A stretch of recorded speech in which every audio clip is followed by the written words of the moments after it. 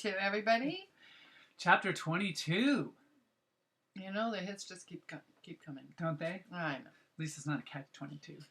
Well, we'll see, won't we? Well, you're kind of quite a catch. Very funny. Gosh. Okay, well, anyways. Happy August. Wow, 18th. Woof. Full moon today. Oh, yeah, that explains a lot. And yeah, full moon and eclipse. I didn't realize it was an eclipse until I saw it in one Facebook posting. So that's going to be a powerful day. Totally today. explains everything for us moon children. Yeah, double moon children.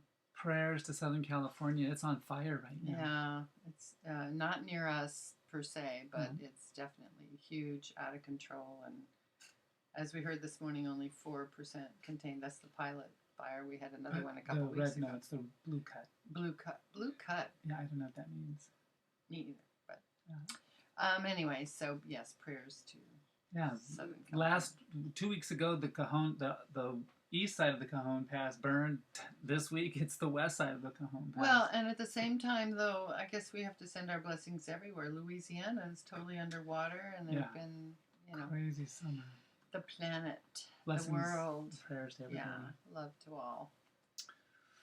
Okay, well, it's as we move forward through Getting Back to Me. Mm-hmm. Oh, by the way, this is Getting Back to Me, both sides of the story. We're up to that's right. Your side of the story. We're up to chapter 17, which is Fi-Fie-Fo-Fottie. Scottie. That's right. And this is all about not just my name, but going through the process of changing my name on all the documents and stuff. So the state of California is a little bit different than other states. There is an avenue to do this, and thanks to the Transgender Law Center, who have on their website the process, I was able to kind of follow it and paint by numbers. And thank goodness, because when you start thinking about driver's license, registration, banking information, your passport, and actually can go all the way back to your birth certificate, by the way. It was clear that one needs to do that in the right order. And luckily, as you say, you had that guidance so that, because I think some people have gotten stopped along the way because they didn't do it in the right order. Yeah, there's enough roadblocks anyway, so yeah, you gotta follow. I hate following the rules. Oh my god, but I did this time. Yes, but anyways, we know. The beginning of all that was coming up with a name because, well, anyways. This all started because I work in international television, international travel television, and I couldn't be going through airports like this with a big fat M on my passport. And in order to get that changed, you got to get your driver's license changed. In order to get your driver's license changed... Well, we went through this. Yes. So... Well, and M and Scott. Well, that's the thing, is it's easier to change your gender marker than it is to change your name, as long as you're following the right path. So I was all trying to get just the gender marker changed. I just wanted an F. I've never worked so hard for an F in my life. And so anyways, once that became real, it was like, wait a minute. The light bulb went on. I have to change my name. Wait, what? My name? For real. For real? For real. Okay, what would it be? Stephanie? Susan? Sarah? My sister Kira promised to hold a contest, but she hasn't followed through. I, of course, want something Celtic, something with an S, and something feminine. Now, a girl or a boy's name is not supposed to be a choice. It's called a given name, right? The name should have family history to it. It has to have thought and love and good or bad blood in it. It does seem that people become their names, or they define that name by their character. Any way you slice it, it's got to have an emotional origin. I feel I should indulge myself here, beside the fact that I'll be living with it for the rest of my life. Because my parents put tremendous thought into my given name. I won't take this lightly. I was Scott because my father wanted me to have my own name. He was James Henry Madden III, and my mother lobbied hard for a fourth. But Dad knew what it was like to wear another man's mantle. He countered with Michael, which obviously didn't make the cut. Incidentally, I did try on Michelle in his honor with good intentions, and even began preparing the necessary extenuating circumstance arguments in my head, but it died in committee, in my head. Okay, true confessions. When I first ventured out into the world presenting as a woman, I gave myself the name Kendra, which was a woman I knew in college who was everything I hoped I would one day be. Fiery, red-headed, gorgeous, and cool. Kendra, if you're out there, hello. But now, I don't relate to it at all. And please excuse me, I'd just as soon forget the girl I was then. But I digress. Growing up, whenever I cried, my father would say to me, Mary Jane, go put on a dress if you're going to cry. I considered MJ in his memory, and that almost won this fight, mostly because MJ was, after all, Peter Parker's love, and who wouldn't want to be Spider-Man's girl? But no. As a child, I always referred to myself in my head as Katie, and I really have no idea why. There's a bunch of Catherines on the Irish side of our tree. Maybe that was it? I don't know. It was the only way to soothe my feminine self when things got hard.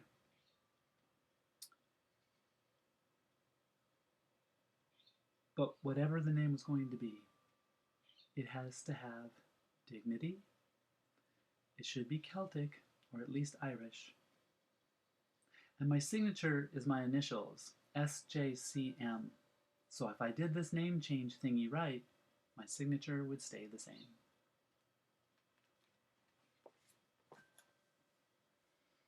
And so it also became a discussion for us. You obviously had gone through a lot of process already. Yeah, I think that's the part we didn't read, but that's what became the number one extenuating factor, is that you needed to be comfortable with it. You needed to be able to relate to it. It needed to be able to be said on your lips with the same love that you said my old name. Well, and sense of connection. I mean, I just kept trying to picture myself having to change how I referred to you after all these years of being together. Even though all you do is call me my love. Oh, I call you my love, but I do refer to you. You do? To other people. So anyway, the idea of trying to say, to call you like Stephanie or something, would just, I couldn't. Those were fun arguments, conversations. Well, I am not calling you Stephanie. Well, Kendra was the big one. Yeah, Kendra was a big one. Well, let's get back to that in a second, because that's a different angle. But what I do want everybody to know that Scottie is because of you. Scottie was your idea. And when you first said it, I was like, no, I have this opportunity to be anything I want to be. And, so I poo-pooed it the first time, which I don't even know. Yeah, the first time. But, there was one point where a friend of a friend got caught up in it, a friend of our niece, and came up with Scarlet. And I think we both loved it at first. It just had so much Scarlet energy. It was an Scarlet. S. Yeah. And it beats like, the other problem is, no offenses to the Stephanies and Susans and whoever's out there, but, it seemed like it needed to have some real originality to it. And purpose and reason and connection. That's what we keep coming back to. You had your criteria, had to start with an S, so there's that. Mm-hmm. So we kicked around a bunch of things. But one of the things I had thought of, and I didn't mention it to you right away, but, I do like the TV show Suits, and there's a woman character on there whose name is Scottie. Well, you did mention it right away, and then when you said it was based on a TV character, I was like, I don't know if I could pull that off. Well, but to me, a lot of your good old college buddies call you Scottie with affection. I've been Scottie all my life. Both inside and out. So Right. Yeah, some of the people, though, that you're closest to, I would say, the warmer people in your life have called you Scottie, Mm-hmm. the closer people. Mm-hmm. So it just kept kind of rolling around. And I actually loved what you said, though, about it. When we did talk about it, maybe after you were over the initial shock and we talked about it again, or we tried so many other things and they still even just didn't even feel like they fit in your book. But when you said that you didn't regret your life before. Oh, no. Yeah. And that you were proud of your life. Mm-hmm. I thought that was a sign. And I was happy because there are a lot of people who go through what you've been through who have such traumatic past that they want to erase their past. They want to erase that they were pretending to be a woman or a man or a boy or a girl. Yep. And as we know, get to the point of feeling even suicidal. So then it just felt like a tribute to the whole thing. And it was like, yeah, you are still you. Yeah. So that's that, and it's cute, and yet, you know, it has the power of Scott, the Scott, mm-hmm. but it's also cute, and so it just, I don't know, it just felt like it fit, and it seemed like a lot of other people responded to it the same, and it makes it easy, I think, for other people.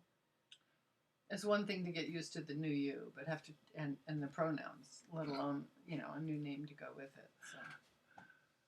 Well, yeah. Sometimes what's so odd is that for some people, Scott to Scottie is a gigantic leap. And they blow it, and they call me Scott, and they're like, "Oh my God, I'm so sorry. It's Scottie." It's not like they stopped short of saying my whole name. It's a force of nature. Habit is a powerful thing. Well, beyond habit, I think that's why when you did say it the second time, when we came back around to it, I realized that it was just me with more. Mm. You know, Scottie, you know, a little bit more, because that's what I felt like. I was like, you know, I was trying to tell everybody, no, I've been this way my entire life, and now I get to be all of me, which is it's only you stopped. Everybody true. Stopped short. It's like you were always Scottie, and now you've extended into the other car on the train or something. Yeah, totally. Yeah. I think we need to kind of explain Kendra a little bit. That's a big one, though. It's a big one. You want to go there? I think we should. All the way? Yeah, let's go all the way. All the way? Okay, well, the reason I had an edge on it is because I don't know if I've confessed to all of you, and my book's not out yet, so. But in the very early stages of Scottie's coming out... Go ahead, I'm ready. I really was scared, and I was confused and lost, and I really felt like there was the chance that you were leading a separate life. I just kept having this feeling. So, by the way, women, if you have intuition, women's intuition, don't knock it. Seeing other people, going other places I knew nothing about, doing things, and I wasn't sure what the doing was. You know, certainly maybe suspected dressing at least, but that's the rabbit hole. That's the rabbit hole, is once you start to go down the hole, you can start tumbling, and you're not really sure where the bottom is. So I know you think, well, how could you ever think I would do ... It's weird. It's like once I felt thrown off that you were maybe keeping things from me, my mind went to, well, how far does this go? What all else could you be keeping from me? Let's really help people understand that, because that's a fundamental, I think... I'm stealing some of your coffee. Just watch out for the lipstick. That's a fundamental flaw in the flaw is the wrong word, strategy. But you know, when girls like me or boys like me, the boys that have the same issue, when we start to go, okay, I'm going to get on top of this finally, because we've been doing is trying to get on top of it and contain it until the time that we stop doing that. And that goes, for me, it was 45, 48 years, you know. For others, it's shorter, longer. It doesn't matter. But once we make that switch and we start going, okay, this is who I am, and this is but I don't know all of who I am, and I don't know all of what that really means. So when we start venturing out, and we do it alone, that's the key. Once we do it alone, especially if we've been in a loving relationship, we make a big mistake. Now, that it's always a two-way street. So it takes the trans person to feel strong enough to say what they need in a loving relationship, and it takes the partner the chance to say, okay, you know, we'll do this together. The problem is where we hit this revulsion aversion factor, which we're seeing some people have and some people don't. When people have it, I don't know why the relationship got to the point that it did, frankly. That's not fair. I don't know how it can continue once it's pointed out. What's pointed out? The repulsion, reversion factor. There's some people who really clearly do not get it, don't want it, never had it, and have said all along. And if that's being said out loud in the couple where they both agree that they're heterosexual, and then all of a sudden the one has been hearing this for all these years and finally goes, no, I'm actually a woman, then that's when it gets crazy. But you can't, after that initial thing happens, you can't go quiet. You can't go into your own separate corners and do it. I think if people follow my lead, that's where we had problems.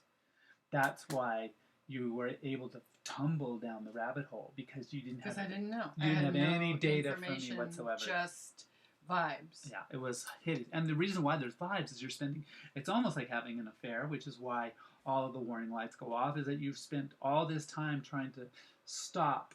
You've got all of your forward engines are on the cloaking device. Well, that's repelling why it's perfect that your TV pilot is called The Other Woman. Yeah. Because it is. Yeah. I think it has a lot of the same dynamics to the feelings of the mate and dynamics to the energy in the couple. But anyway, what I was leading up to is, so I started actually snooping, doing my own research. If you're not going to tell me, I'm going to find out. So I would check into Scottie's computer and find things. And I found a story that Scottie wrote. And it was fictitious, but the character was Kendra. So sorry, Kendra, if you are out there, but the association now for me just was too painful, because it's all associated with that, you know, deception, perception time. So. And it was a really nasty story. Yeah, I didn't know you had it in you. I was trying to get it out. Anyway, we won't go there because it was gross. But, so that's why. And yeah, so, I mean, I feel like when we tell other people, have told other people over time that you're Scottie, the people who have also known you, I see their shoulders kind of relax and they go, oh, like, thank you, almost, because you aren't now, you know, requiring more huge steps. It's just, and a lot of people have said that's comfortable. Oh, that's so great. That's you. And it's a really sweet name. And so I like that you kept it.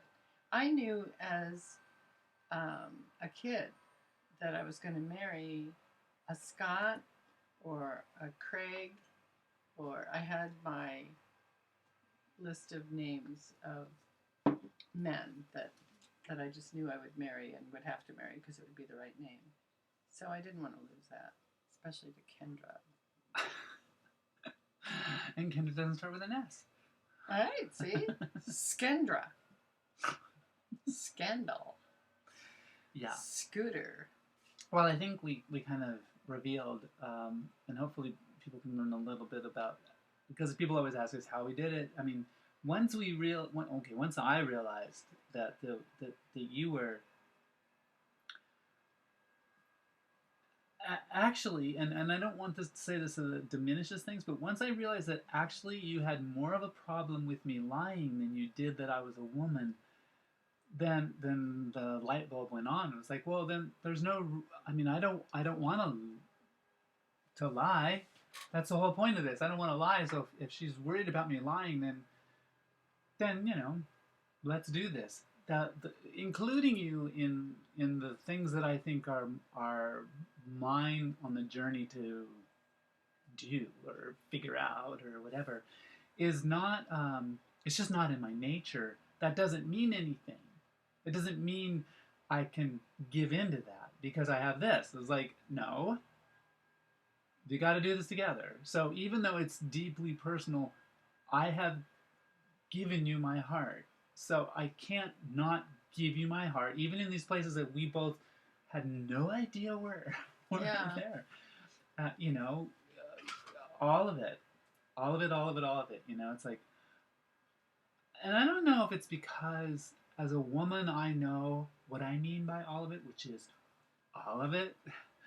Because I think people use that term, all of me, and they don't really mean it, or they don't really know what that means, or they do and they just know that they haven't gotten there yet. I don't know. I don't want to demean other people's phrases of it, but it's all of it. And so, like, even hearing that you went into my computer, other people hear that and they go, oh my God.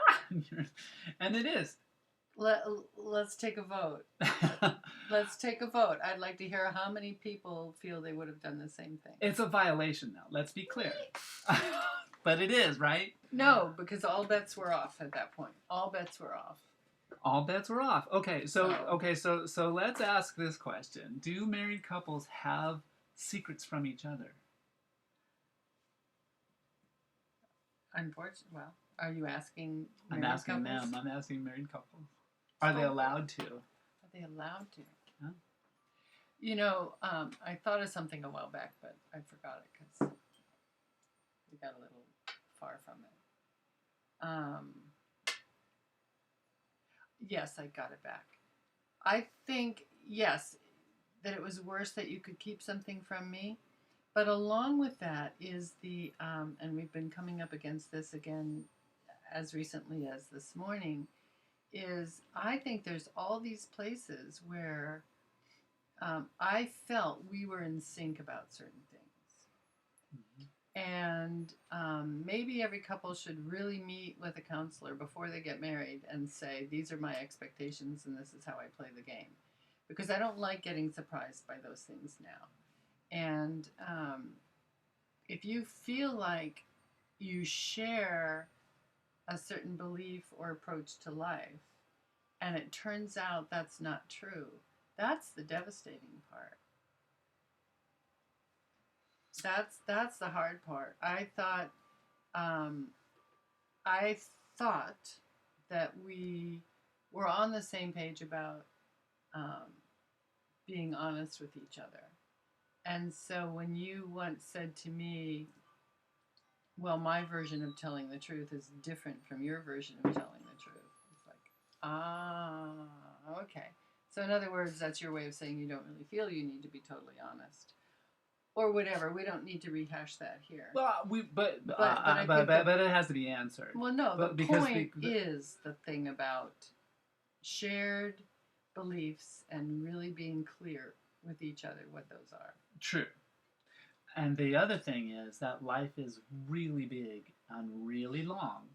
And there's no way that you know all of that about yourself in order to make that pledge. What the pledge is and has worked for us is that no matter what those are, we'll face them together. So even when we realized that one of the things was that we could be apart on this, on honesty, because that needs an answer, because that seems very flippant. I said that we had two different versions of my honesty, of how far me being honest meant, because prior to that time, and I didn't expect you to relate to it, being completely honest with who I was my survival.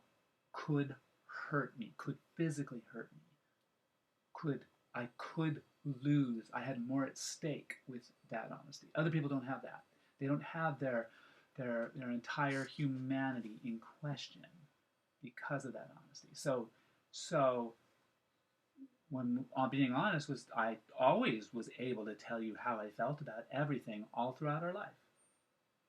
Right? You never asked me, "Are you a woman?" because you didn't know to ask it. It's always my fault. No, come on. That's not fair.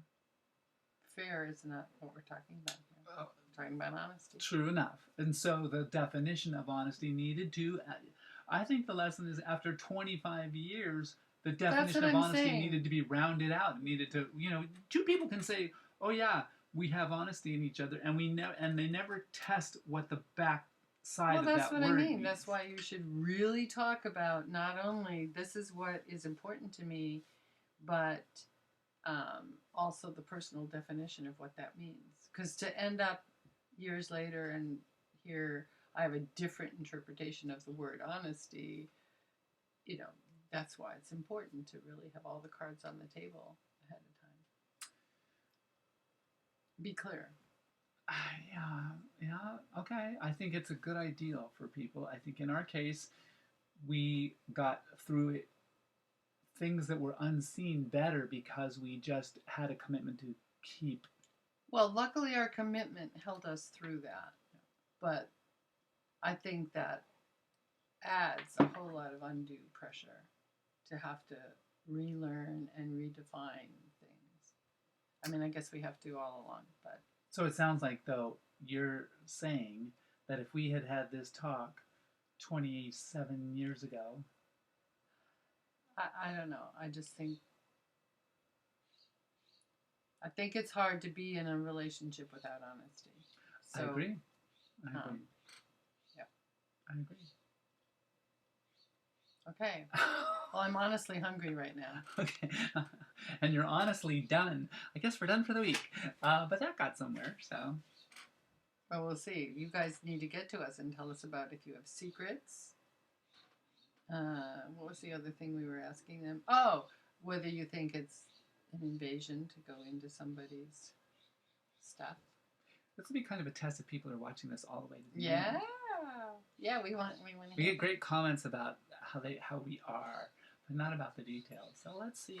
Okay. Let's see. Thanks for coming. Yeah. So, by the way, as far as them commenting, was there an issue about them having to sign on to some program, or is that only for your? That's blog? Only for my blog. Okay. So, how can they? They can comment wherever this is posted. They can see it. There's comments below it on our YouTube channel. There's comments fields below it on our website. Our website, and even if they comment, on Facebook. A lot of people comment on Facebook about it. But cool. but it seems like they're commenting on what I write about it, not so much as having watched it. So go watch it. Wait, if you're hearing this, you've already watched it. You've come all the way through, so thank you. So thank you. Appreciate it. So until next time, here's to light, laughter, and love. Light, laughter, and love. See you then. Okay.